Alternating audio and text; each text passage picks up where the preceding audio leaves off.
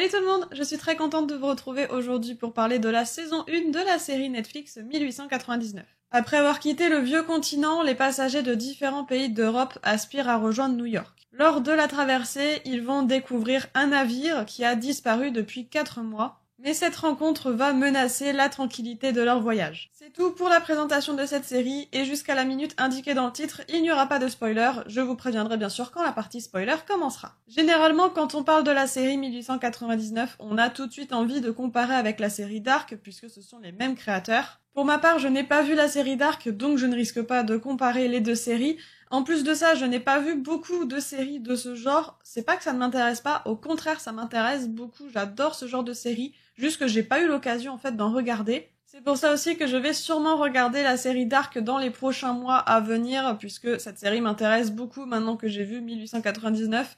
Alors c'est deux histoires totalement différentes, bien sûr, c'est juste que ce sont les mêmes créateurs, et apparemment la série Dark est géniale, en tout cas c'est les retours que j'en ai eus, donc je vais sûrement la regarder. Et 1899 est vraiment bien. Un point qui m'a tout de suite plu dans la série, et qui est très particulier, c'est la diversité des langues. On a énormément de nationalités différentes, et donc de langues différentes. On a des Espagnols, des Français, des Allemands, des Polonais, et bien d'autres. Et ce que je trouve super intéressant, c'est qu'ils n'ont pas forcément de langue en commun, donc ils n'ont pas forcément la possibilité de se faire comprendre via leur langue. Pour autant, ça ne les dérange pas plus que ça. On a aussi par moments des passages où certains passagers traduisent pour ceux qui ne comprennent pas la fameuse langue utilisée à ce moment-là. Mais ces scènes sont plutôt rares, la plupart du temps les passagers ne se comprennent pas vraiment entre eux, en tout cas s'ils n'ont pas l'anglais en commun par exemple. Ça ne leur empêche pas soit de laisser tomber et de ne pas comprendre, soit d'essayer de se faire comprendre via des gestes, des intonations, ce genre de choses. Par contre, ça crée des fois des scènes un peu bizarres, notamment quand le capitaine annonce des choses importantes aux passagers, leur annonce en anglais,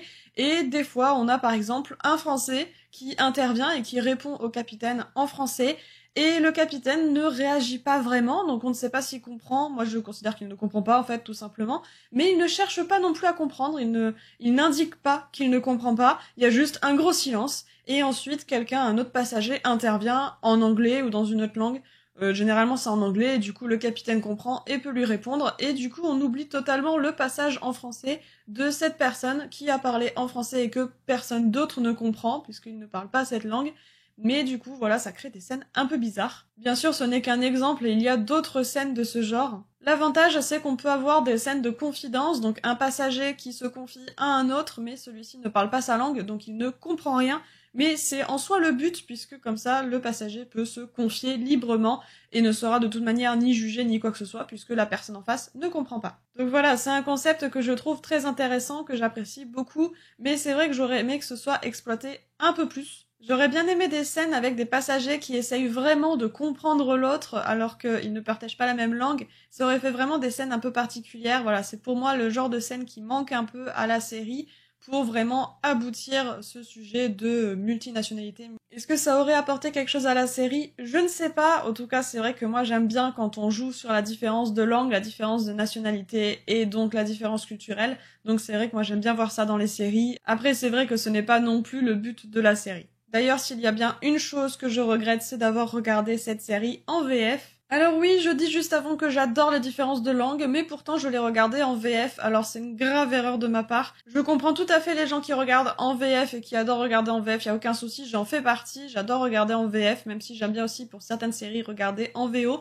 Là, avec la différence de langue, j'aurais dû vraiment regarder en VO, je ne l'ai pas fait. Et le gros inconvénient de la VF, c'est qu'absolument tout est doublé en français. Du coup, on ne sait pas si le personnage parle dans sa langue ou s'il parle en français, puisqu'il y a aussi du coup des personnages qui parlent en français.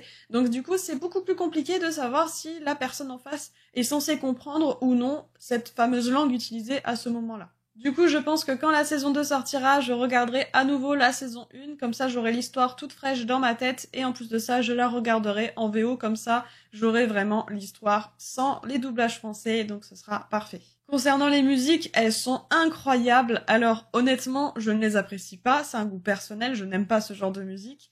Après, j'ai l'impression que c'est le but aussi, puisque ce sont des musiques angoissantes. Elles collent super bien avec la série, avec les événements, avec ce qui se passe du coup. Donc c'est vraiment des musiques qui sont incroyables, mais c'est pas le genre de BO que je vais regarder pour le fun. parce que c'est clairement des musiques angoissantes, mais du coup elles collent totalement avec la série. En finissant de regarder la saison 1, j'ai eu la sensation que cette saison ne servait que à poser les bases pour une saison 2 et aussi une saison 3, puisqu'apparemment il y aura 3 saisons. On a beaucoup de révélations, beaucoup de réponses, mais à chaque fois on a encore plus de questions et encore plus d'interrogations. Et même si dès le début l'histoire m'intéressait beaucoup, je suis restée quand même sceptique jusqu'à l'épisode 4. Et à la fin de l'épisode 4, je me suis dit ok c'est bon, je veux voir la suite, je veux vraiment savoir ce qu'il va se passer ensuite, je veux avoir les réponses, je veux comprendre en fait ce qu'il se passe. Par contre, je suis super triste pour l'utilité des personnages, puisque quand j'ai fini cette saison 1 et que j'ai voulu du coup préparer cette vidéo, je me repasse un peu dans ma tête tout ce qui se passe pour voir ce que j'ai retenu et ce que j'en pense bien sûr. Et quand je pense aux personnages, et plus particulièrement aux passagers, hormis Moira et le capitaine bien sûr, mais quand je pense à tous les autres passagers qu'on peut suivre du début à la fin de cette saison, eh bien je retiens pas grand chose d'eux, j'ai l'impression qu'ils ne servent à rien. On ne sait pas grand chose sur eux,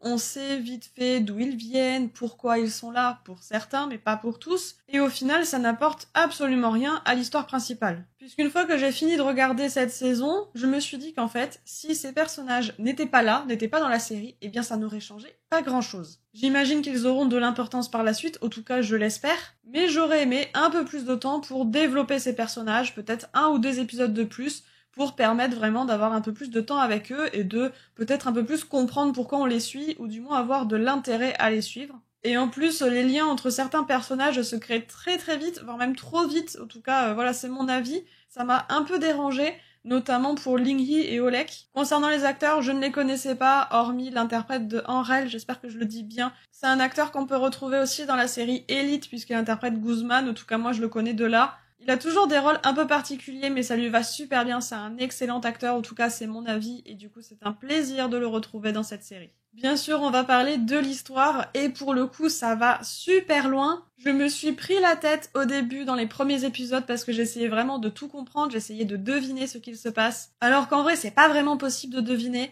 On a bien sûr des petits indices, des petites choses qui font qu'on se pose des questions, c'est le but. Mais voilà, deviner tout ça, c'est vraiment super dur. On y reviendra bien sûr dans la partie avec spoiler, mais du coup, voilà, au bout d'un moment, j'ai arrêté d'essayer de comprendre. J'ai juste pris les infos au moment où on me les donnait et je suivais l'histoire et je trouvais ça incroyable. Donc globalement, c'est une série que j'ai adorée. Elle retourne le cerveau vraiment. On se pose des milliards de questions et j'ai vraiment hâte que la saison 2 sorte pour avoir encore plus de questions, encore plus de réponses et voir bien sûr la suite. On va maintenant passer à la partie avec spoiler, donc si vous n'avez pas vu la série, je vous invite à aller la voir, puis à revenir pour terminer cette vidéo.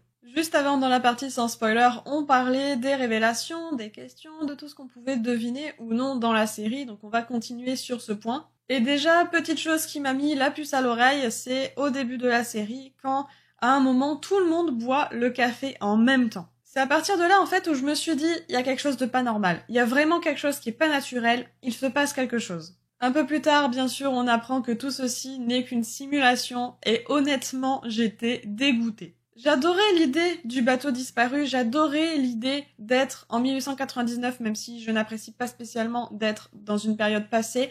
Voilà, c'est juste moi qui n'apprécie pas spécialement ça de base. Mais je me suis dit, avoir un bateau disparu, avoir du coup un autre navire qui va le retrouver, je trouvais ça juste incroyable, je trouvais que c'était une super bonne idée. Je m'attendais absolument pas, en fait, à une simulation et même à tout ce qui se passe, en fait, dans cette série. Après, c'est peut-être aussi parce que je n'ai pas vu la série Dark, donc je ne sais pas à quoi m'attendre, et je n'ai pas vraiment vu la bande-annonce non plus. J'ai vu que quelques images, j'ai fait exprès, donc je ne sais même pas ce que contient la bande-annonce. Donc je ne m'attendais absolument pas à ça.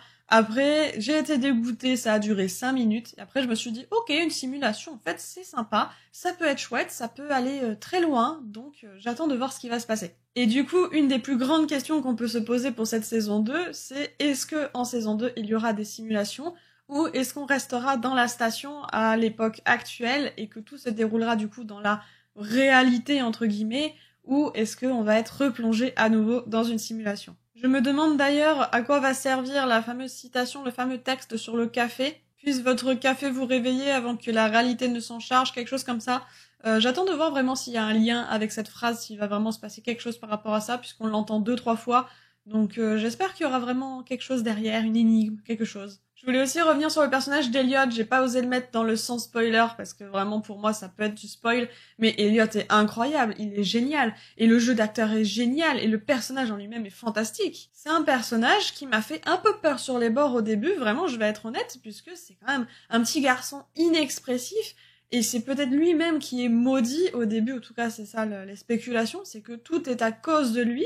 Pour autant, il ne lâche rien, il n'explique rien, il ne parle pas. Alors oui, moi c'est un personnage qui du coup m'a fait un peu peur. Après, bien sûr, on comprend pourquoi il est comme ça. On comprend mieux qui il est, son histoire, tout ça. Donc bien sûr, ça fait partie du jeu. Mais c'est vraiment un personnage qui est incroyable. Concernant Moira, on apprend que c'est la créatrice de tout ça, la créatrice des simulations. J'aime beaucoup l'idée, même si j'ai l'impression qu'on ne sait pas tout. J'espère qu'on aura encore plus de grosses révélations sur elle, mais aussi sur les simulations, qu'on va pas juste s'arrêter à ça et qu'on aura encore beaucoup plus de choses à découvrir durant les prochaines saisons. Je suis un peu déçue qu'on n'ait pas un peu plus d'informations ou ne serait-ce que le visage du frère de Moira à la toute fin de la saison 1. J'aurais bien apprécié juste au moins une séquence comme ça avec le frère de Moira. Après, j'ai entendu énormément de théories plus farfelues les unes que les autres et plus probables aussi les unes que les autres. J'ai notamment entendu la théorie de la simulation dans la simulation, donc Moira se réveille dans la station spatiale mais qui est en fait une simulation également. Je trouve ça un peu tiré par les cheveux, mais en soi, pourquoi pas,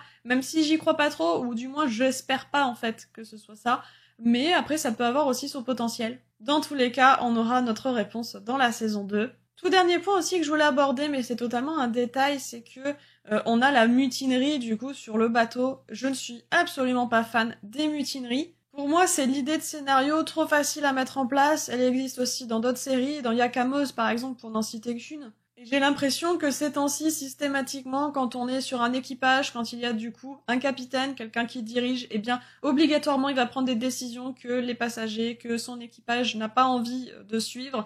Et du coup, mutinerie, voilà, pour moi, c'est un peu l'idée de scénario trop facile. Après, je comprends qu'il faut bien des idées de scénario, il faut bien quand même avoir du contenu, avoir une histoire, et donc, à la limite, pourquoi pas, mais je trouve que c'est vraiment trop facile, en fait, de mettre ce genre de choses en place. Surtout que pour moi, c'était pas quelque chose qui était vraiment vital pour la série, j'ai pas trouvé que ça avait vraiment un grand intérêt. Mais voilà, c'est comme ça, le scénario est comme il est, la série est comme elle est, et elle est très bien, j'ai adoré mon visionnage, vraiment. J'ai sûrement oublié beaucoup de points à aborder, alors n'hésitez pas à en parler en commentaire et à partager votre avis. N'hésitez pas non plus à mettre un petit pouce en l'air si cette vidéo vous a plu, à vous abonner à la chaîne, et sur ce, je vous dis à bientôt pour une prochaine vidéo. Ciao!